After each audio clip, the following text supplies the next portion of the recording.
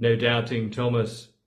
Fascinating to imagine the surprise when Christian Europeans arrived at the south coast of India to find a Christian church, up and running, long established, under no doubt of their apostolic founder, Thomas. The Europeans might have been a Franciscan friar, John of Monte Calvino, who arrived in Kerala in 1289 and stayed just over a year. That South Indian church holds their story of how Thomas arrived in Kerala, having come down from the north of India. He founded 7 churches by tradition, out of which grew this strong Christian church. He was martyred about 20 years later after his arrival. Is there evidence for this? Well, as you can imagine, like most events 2,000 years ago, there's little evidence. The one exception, of course, being the vast historical and manuscript evidence for Jesus, his birth, life, death, resurrection. But, and just like the church throughout the world, even today, the best evidence of the story of Thomas, doubter, apostle, and evangelist, is the very evidence we see today. Of the last 2,000 years, the Church of St. Thomas is still living and growing in South India. Thomas's story and death we remember on the 3rd of July.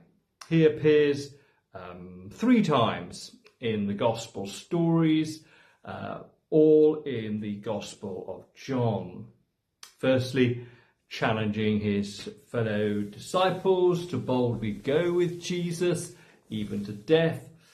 This was just to visit the family of Jesus' friend, Lazarus. This is the Lazarus who had died and whom Jesus was to raise to life again. You can read that in John 11, verse 16. Secondly, he's challenging Jesus about how the disciples can boldly go with him if Jesus doesn't share where he is going. John 14, verse 5. And finally, he's challenging his very disciple friends and their contention that they had seen the resurrection Lord, and Thomas doubting any of it unless he sees Jesus for himself. John 20, verse 25. The great news is that Jesus did reveal himself to Thomas. How gracious is that?